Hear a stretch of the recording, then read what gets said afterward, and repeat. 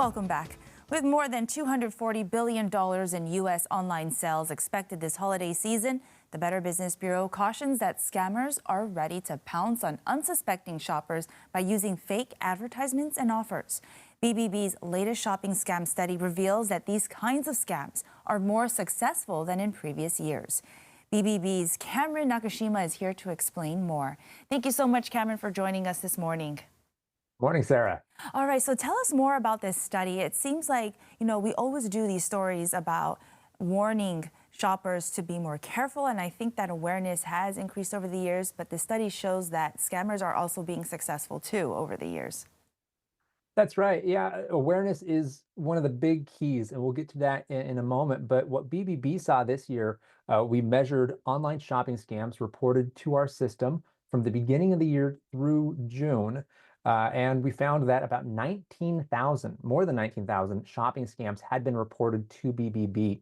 And that number is higher than all of 2021 and all of 2022. It's not quite as high as the number we saw in 2023. But again, the numbers that we're showing in this report are just from the beginning of the year through June. So it's likely that the number of total scams that are encountered online will be more at the end of the year.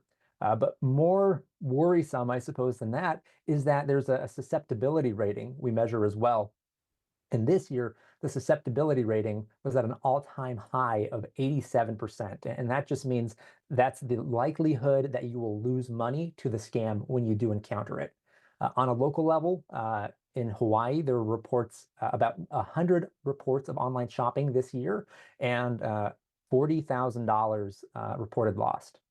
Wow, don't like to hear those numbers. So as shoppers are trying to be smarter and so are the scammers, what can we look out for?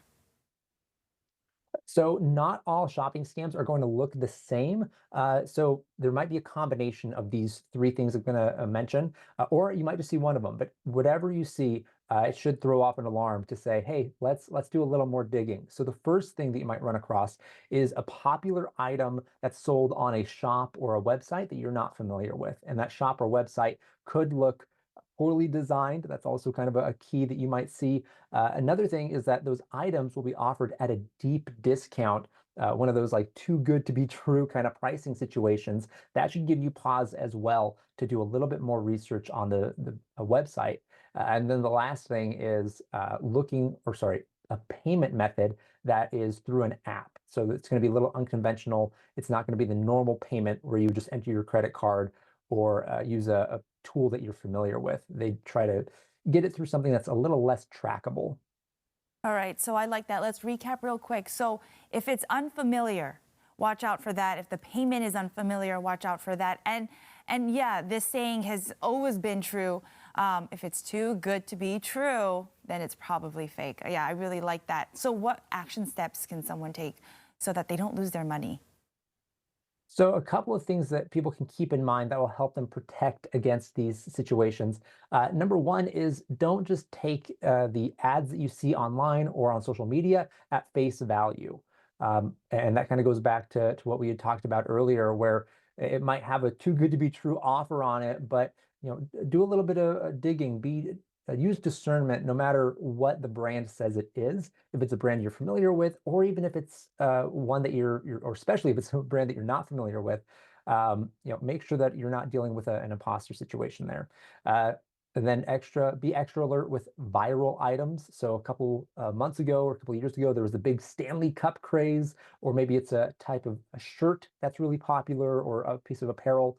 If it's got virality on it, there's probably a scammer trying to leverage that to take advantage of somebody. And the last thing is just to research any brand before you make that commitment to purchase. And you can use bbb.org. We've got a directory where you can go and look at what we rate a business, but also what people have said about that business. And you can use the scam tracker to see if there's any scam conversations happening around that website that you're considering purchasing from. Awesome. Thank you so much, Cameron. Yeah, watch out for those trends.